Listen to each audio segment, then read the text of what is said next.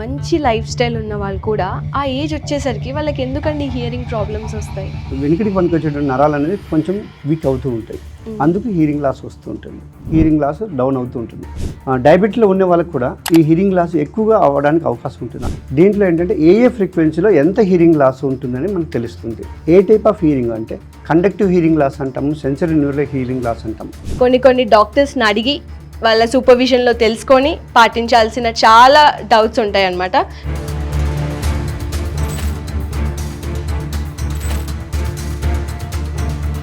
Hearing టెస్టులు చేయించుకొని monitor చేసుకుంటే మనకి హీరింగ్ లాస్ ఎంత ఫాస్ట్గా డౌన్ అవుతుంది ఏంటని మనం తెలుసుకోవచ్చు. సో ఇప్పుడు డయాబెటీస్ అయినా హైపర్ టెన్షన్ ఇవి ఉన్న వాళ్ళు డెఫినెట్లీ ఇయర్లీ ఒకసారైనా చేయించుకోవడం మంచిది అంటారు. చాలా మంచిది. Hello and welcome to Telugu one health. This is Kaveri Shetty. ENT, ear, nose, throat ఒకదానికొకటి ఇంటర్లింక్డ్ ఉంటాయి. చాలా sensitive organs and also sense organs. So ఈఎన్టీకి ఏ ప్రాబ్లం వచ్చినా కూడా అస్సలు ఛాన్స్ తీసుకోవద్దు. నార్మల్గా గూగుల్లో చూసి ఫైండ్ అవుట్ చేసుకుందాం, సొల్యూషన్ తీసుకుందాం అంటే కష్టం. కొన్ని డాక్టర్స్ని అడిగి వాళ్ళ సూపర్విజన్లో తెలుసుకొని పాటించాల్సిన చాలా డౌట్స్ ఉంటాయి అన్నమాట. సో అవన్నీ ఇవాళ మనము క్లియర్ చేసుకోవడానికి మన ముందు ఉన్నారు పివిఎల్ఎన్ మూర్తి గారు, senior ENT surgeon. Hi doctor. నమస్తే అండి. నమస్తే, ఎలా ఉన్నారు? అవునండి. డాక్టర్ గారు, ఇప్పుడు ఈఎన్టీ అంటే చాలా మందికి ఎన్నో క్వశ్చన్స్ ఉంటాయి. కాకపోతే చాలా ఇప్పుడు చూస్తున్న క్వశ్చన్స్లో అండ్ మాకు వచ్చే కమెంట్స్లో ఎక్కువ క్వశ్చన్స్ ఏంటంటే 50 to 60 ఇయర్స్ మధ్యలో ఉన్న వాళ్ళకి స్క్రీనింగ్ టెస్ట్ అవసరమా? ఎస్, మంచి క్వశ్చన్స్ అడిగారండి. సో 50 to 60 ఇయర్స్ ఉన్న వాళ్ళని మనం ఏంటంటే ఆల్మోస్ట్ ఎల్డర్లీ అనుకోవచ్చు, middle age to elderly age అనుకోవచ్చు. వీళ్ళలో వచ్చే హీరింగ్ లాస్ని ప్రెస్ బయాక్యూసిస్ అంటాం. అంటే మనకి ఏంటంటే ఈ ఏజ్లో వయసు స్టార్ట్ అవుతుంది అనుకుంటాం కానీ మనము యాక్సెప్ట్ చేయలేం. ఓకే. సో ఈ వయసులో ఏంటంటే హై ఫ్రీక్వెన్సీ హీరింగ్ లాస్ అంటామండి. అంటే మామూలు ఆడిబుల్ ఫ్రీక్వెన్సీ ఉంటుంది అప్ టు 500 నుంచి 2000 కిలోహెర్ట్స్ వరకు.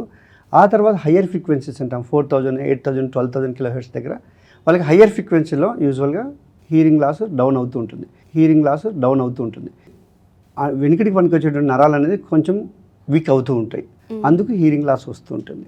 ఇప్పుడు మనం స్క్రీనింగ్ టెస్ట్ చేయించుకోవాలి అని అన్నారు కదా, ఏమేమి టెస్ట్ ఇంక్లూడ్ అయి ఉంటాయి డాక్టర్ గారు? ముఖ్యంగా ఎవరిలో స్క్రీనింగ్ చేయించుకోవాలని కూడా నేను ఒక మాట చెప్తాను.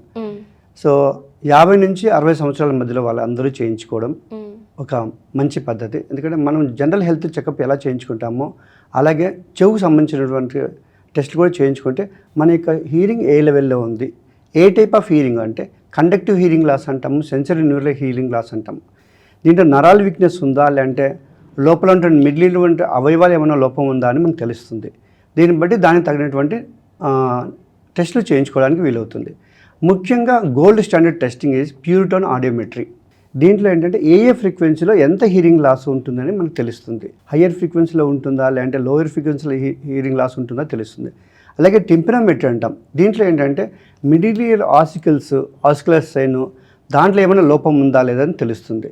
ఇంకేమైనా ఒక్కోసారి మిడిల్ ఇయర్లో ఫ్లూయిడ్ ఉండడం కానివ్వండి, కొన్ని రకాలైనటువంటి ట్యూమర్స్ ఉండడం కానివ్వండి ఉంటాయి. అటువంటి వాటిని మనం తెలుసుకోవడానికి వీలవుతుంది. అలాగే ఓటో అకౌస్టిక్ ఎమిషన్స్ అంటే మన చెవులోటువంటి సౌండ్ ఎలక్ట్రికల్ సిగ్నల్గా మార్చడానికి అవుటర్ హెయిర్ సెల్స్ అని ఉంటాయండి. ఆ అవుటర్ హెయిర్ సెల్స్ యొక్క ఫంక్షన్ తెలుసుకోవడానికి ఓఏఈ అంటామండి, ఓటో అకౌస్టిక్ ఎమిషన్స్ అంటాం. ఇవి ముఖ్యంగా స్క్రీనింగ్ టెస్టులు, ఇవి చేయించుకుంటే మనకు సరిపోతుంది. డాక్టర్ గారు, ఇప్పుడు చాలామంది మంచి లైఫ్ స్టైల్ ఉన్న వాళ్ళు కూడా ఆ ఏజ్ వచ్చేసరికి వాళ్ళకి ఎందుకండి హియరింగ్ ప్రాబ్లమ్స్ వస్తాయి? సో ముఖ్యంగా మంచి లైఫ్ స్టైల్ ఉన్న కూడా వస్తున్నాయి అంటే మనం ముఖ్యంగా చూసుకోవాల్సింది general metabolic disorders, diabetics mellitus, hyper tension. ముఖ్యంగా కొందరు రిక్రియేషనల్ యాక్టివిటీస్లో పనిచేస్తూ ఉంటారు, ఫ్యాక్టరీ వర్కర్స్ అంటే హై సౌండ్ ఉన్న వాళ్ళు పనిచేస్తుంటారు. అలాగే కొందరికి సిండ్రోమ్స్ ఉంటాయి. వీటిలో ఏమవుతుందంటే హీరింగ్ లాస్ అనేది తొందరగా ఇబ్బంది అవుతూ ఉంటుంది, హీరింగ్ లాస్ అవుతూ ఉంటుంది. ముఖ్యంగా ఇటువంటి వాళ్ళు తరచుగా హీరింగ్ టెస్టులు చేయించుకొని మానిటర్ చేసుకుంటే మనకి హీరింగ్ లాస్ ఎంత ఫాస్ట్గా డౌన్ అవుతుంది ఏంటని మనం తెలుసుకోవచ్చు. ఓకే. సో ఇప్పుడు జనరలీ హియరింగ్ అనేది మనకి ఈజీగా అర్థమైపోతుంది. ఓకే, మనకి వినిపించలేదు అంటే ఓకే ఏదో ప్రాబ్లం ఉంది అని. సో ఇది ఎంత ఫ్రీక్వెంట్గా అయితే మనము కన్సల్ట్ అవ్వాల్సిన విషయం? ముఖ్యంగా బేస్ లైన్ అంటే ఫస్ట్ ఒక 45 to 50 మధ్యలో ఒకసారి హీరింగ్ లాస్ ఇక్కడ టెస్టులు చేయించుకొనేసి తర్వాత ఎవ్రీ 2 to 3 years ఒకసారి హీరింగ్ టెస్టులు చేయించుకుంటూ ఉంటే బాగుంటుంది. అలా కాకుండా ఎవరికైనాటువంటి కొన్ని కోమార్బిడిటీస్ ఉంటాయి, డయాబెటీస్ కానీ, హైపర్ టెన్షన్ కానీ, హైపర్ లిపిడీమియస్ కానీ, కొందరు కిడ్నీ ఫెయిల్యూర్ అయిపోయి వాళ్ళు డయాలసిస్ చేయించుకుంటుంటారు, కొందరు ఓటోటాక్సిక్ డ్రగ్స్ తీసుకుంటుంటారు, కొందరు క్యాన్సర్ డ్రగ్స్ తీసుకుంటుంటారు, సిస్ప్లాటిన్ ఇటువంటి డ్రగ్స్. సో ఇటువంటి వాళ్ళలో కూడా ఏమవుతుందంటే హీరింగ్ లాస్ తొందరగా అఫెక్ట్ అవ్వడానికి అవకాశం ఉంటుంది. సో ఇటువంటి వాళ్ళు ఎవ్రీ సంవత్సరం ఒకసారి హీరింగ్ టెస్ట్ చేయించుకొని హీరింగ్ స్క్రీనింగ్ చేయించుకుంటే సో ఫర్దర్గా వచ్చే కాంప్లికేషన్స్ని మనం అరికట్టడానికి వీలవుతుంది. సో మీరు అంటూ 40sకి అటైన్ అయిన పీపుల్ ఒకసారి టెస్ట్ చేయించుకోవాలి, దాని తర్వాత ఏదైనా ఉంది అనుకోండి 1 yearకి ఒకసారి చేయించుకోవడం.